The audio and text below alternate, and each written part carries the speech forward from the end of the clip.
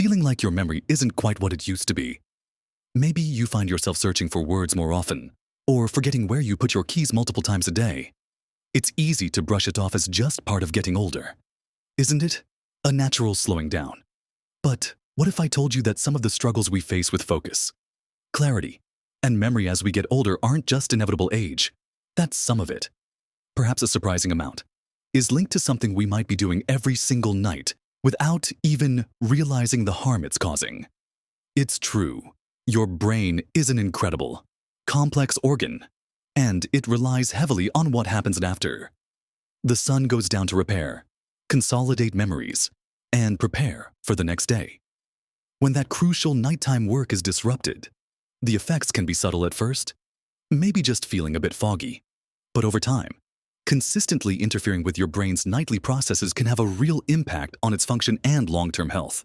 There's one particular habit, something incredibly common in our modern lives, that many of us engage in right before bed, thinking it's harmless, maybe even relaxing, but which is actually actively working against our brain's ability to do this vital work.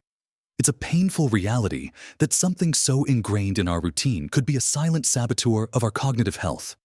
In this video, we're going to uncover exactly what this problematic nighttime habit is, delve deep into why it's so damaging to the brain, especially as we age, and talk about some simple, practical steps you can take starting tonight to protect your memory and cognitive function. This isn't about complicated procedures or expensive treatments. It's about understanding the power of your nightly routine and making a few gentle adjustments. Trust me, understanding this could be a game changer for how you feel day to day and for your long-term brain health.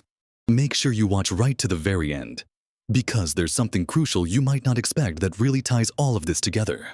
Let's talk about this big, subtle problem that many of us fall into every evening. It often starts innocently enough. The day is winding down. Perhaps you've had dinner, finished your chores, and you finally settle into your favorite chair. You just want to relax. Right. Maybe Weibo. Maybe catch up on the news. See what friends and family are doing. Or maybe lose yourself in a film or a show. And where do you turn for most of us now? It's straight to a screen. Your phone, your tablet, your laptop, or the television. This is the core of the habit we need to talk about stopping. Especially as we get older, the pervasive use of electronic screens, particularly engaging with stimulating content, right up until the moment you try to close your eyes and sleep. Now, it might seem harmless. After a long day, scrolling through social media or watching a captivating series feels like unwinding. But here's the painful truth: the light emitted from these devices, especially the blue light, sends a powerful signal to your brain that it's still daytime. Think about it.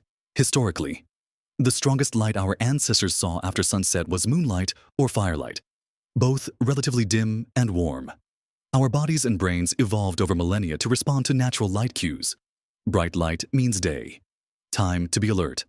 Darkness means night, time to rest and repair. When you expose your eyes, and thus your brain, to bright blue spectrum light right before bed, you are directly interfering with your body's natural timekeeper, your circadian rhythm. The most significant impact of this is on the production of melatonin, the hormone that signals to your body that it's time to sleep.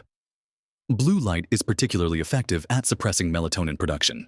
Your brain gets the signal, stay awake. It's bright, when it should be winding down and preparing for restorative sleep. But it's not just the light.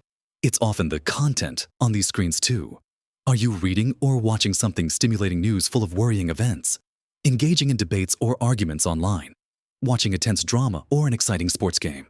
This kind of content ramps up your brain activity, releases stress hormones like cortisol, and puts your brain in a state of alertness and vigilance. The exact opposite of what you need for restful sleep.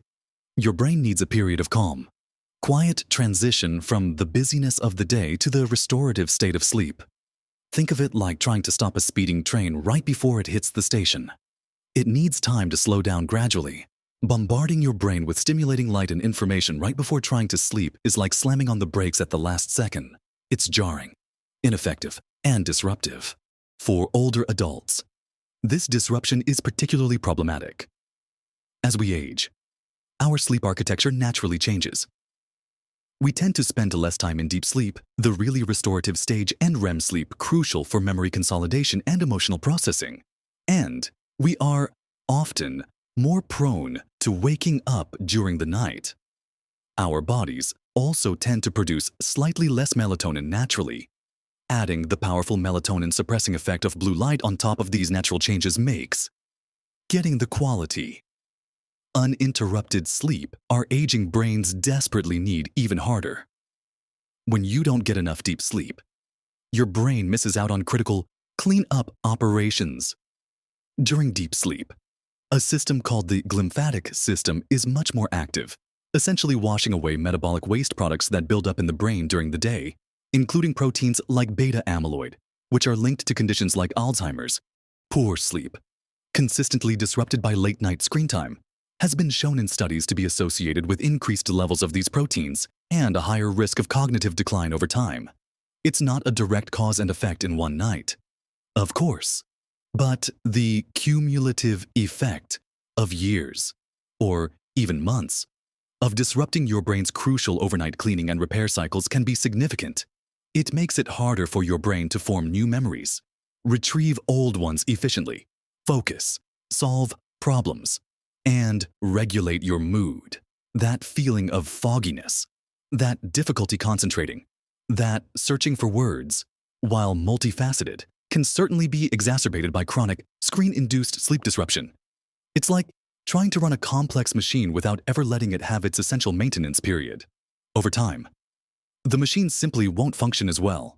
So, this seemingly innocent habit of winding down with screens is, in fact, actively working against your brain's health and longevity by sabotaging the quality and timing of your sleep. It's not just about feeling tired the next day. It's about depriving your brain of the vital processes it needs to stay sharp and healthy in the long run. Beyond the immediate effects of light and stimulation on sleep and those crucial overnight brain processes we discussed, consistently engaging in those disruptive evening screen habits can set off a cascade of other negative effects that further impact cognitive health over time. It's not just about getting less sleep. It's about the quality of the sleep you do get being compromised, and how that lack of restorative rest ripples through your physical and mental well-being. When your sleep is poor, night after night, it impacts your body's ability to regulate things like blood sugar and inflammation. Chronic inflammation in the body is increasingly linked to poor brain health and cognitive decline. If your body is in a state of low-grade inflammation because it's not getting proper rest to repair and reset, that inflammation can affect brain function too. It's all interconnected. Furthermore, poor sleep makes it harder to manage stress effectively during the day. When you're tired, small frustrations can feel overwhelming. This increased stress can lead to a vicious cycle. You're stressed, which makes it harder to sleep, and poor sleep makes you more stressed. Elevated stress hormones like cortisol, especially over prolonged periods due to chronic sleep deprivation, are known to be detrimental to areas of the brain crucial for memory and learning, like the hippocampus. So, that evening screen habit isn't just keeping you awake, it's potentially setting you up for increased stress and inflammation, both of which are bad news for your brain in the long run. And let's talk about the content itself again. If you're constantly consuming passive, stimulating content right before bed, whether it's endless scrolling, reality TV, or news that raises your anxiety, you're missing out on opportunities for activities that are genuinely beneficial for cognitive health in the evening. Instead of engaging your brain in a different way, like reading a physical book, which requires sustained attention and imagination, or having a calm conversation with a loved one, which exercises social and communication skills, you're often passively receiving information. While relaxation is important, the types of relaxation matters. True relaxation allows the brain to shift down, stimulating content, even if you feel like you're just switching off, is often keeping parts of your brain highly engaged. So, the question naturally arises if the problem is engaging with screens and stimulating content right before bed. What should you do instead? The good news is, the alternatives are often simple, enjoyable, and genuinely restorative for both your mind and body. The goal is to create a buffer zone, a transition period between your busy day and attempting to sleep. Aim for at least an hour. Ideally, 2. Before you plan to go to bed, where you consciously step away from screens and stimulating activities. What can you do during this brain-friendly wind-down hour or two? Plenty here are a few ideas to get you started, and you can find what works best for you. Reading a physical book. Yes, a real book with pages is a wonderful alternative. It engages your brain in a focused, calm way, without the blue light or the endless rabbit holes of the internet. Listening to calming music or a gentle podcast or audiobook can also be incredibly relaxing and doesn't involve bright screens. You could try some gentle stretching or simple yoga poses. Physical movement, even very mild, can help release tension built up during the day. Spending some quiet time doing a relaxing hobby, like knitting, drawing, or even a simple jigsaw puzzle, can engage your hands and mind in a soothing way.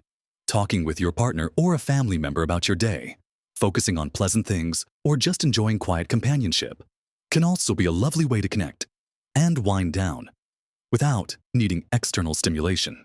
Some people find journaling helpful. Jotting down thoughts or worries can get them out of your head before you try to sleep. And for many, simply sitting quietly, perhaps with a cup of herbal tea like chamomile, which is naturally calming. But be mindful of needing the bathroom too much, and focusing on your breath or a simple meditation can prepare your mind for rest. The key is consistency, just like the disruptive habit built up over time. The benefits of a healthy evening routine accumulate. It might feel strange at first, maybe a bit boring if you're used to constant stimulation, but stick with it. You're not just changing a habit, you're actively protecting and nurturing your brain's ability to function optimally. Today and in the years to come, it's an investment in clearer thinking, better memory, and overall well-being. It's about reclaiming your evenings as a time for genuine rest and repair, giving your incredible brain the support it deserves. Let's just take a moment to gently recap what we've talked about. We've explored how that seemingly harmless evening habit of relying on screens and stimulating content right up until bedtime can be a significant disruptor, particularly for our brains as we get older. We saw how the blue light suppresses that crucial sleep hormone, melatonin, essentially telling your brain it's still time to be awake and alert when it desperately needs to be winding down. We also discussed how the stimulating nature of much of the content we consume, news, social media, tense shows, keeps our minds racing, releasing stress hormones and making that transition to restful sleep incredibly difficult. And it's not just about feeling tired the next day. Is it the real concern? The thing we need to truly pay attention to is the impact this sleep disruption has on our brain's vital nighttime functions. We talked about how deep sleep is when the brain performs its critical cleaning duties, washing away waste products, and how both deep sleep and REM sleep are essential for consolidating memories and processing emotions from the day. When these processes are consistently interrupted or shortened because we've interfered with our natural sleep cues, it hinders our brain's ability to function at its best. Over time, this chronic disruption can contribute to that feeling of fogginess, difficulty focusing, and problems with memory retrieval that many of us experience as we age. It can even play a role in long-term cognitive health, impacting how well our brains maintain their function over the years. But here's the truly empowering part. This isn't a hopeless situation. It's not an irreversible decline. By understanding the problem, we gain the power to make changes. And these changes don't have to be drastic or complicated. As we discussed, carving out that dedicated wind-down period in the hour or two before bed, stepping away from the screens, and opting for quieter, more calming activities can make a world of difference. Swapping scrolling for reading a physical book, watching TV for listening to soothing music or a gentle podcast, engaging in stressful news for a quiet chat or some gentle stretching. These are small, manageable shifts. Each evening, you choose a calming activity over stimulating screen time. You're actively supporting your brain's ability to get the restful, restorative sleep it needs to perform its vital maintenance and repair work. You're helping your brain to stay sharper, your memory to be clearer, and your focus to be stronger. It might take a little while to adjust. Finding a new evening rhythm is like learning any new dance. It takes practice. Some nights might be easier than others. But be patient and be kind to yourself. Celebrate the small victories. Maybe tonight you just manage 30 minutes screen-free before bed, and tomorrow you aim for 45.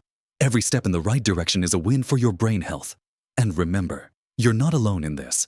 So many of us have fallen into this habit because it's just so easy and convenient in our modern world. But recognizing the impact and deciding to make a change is a powerful act of self-care.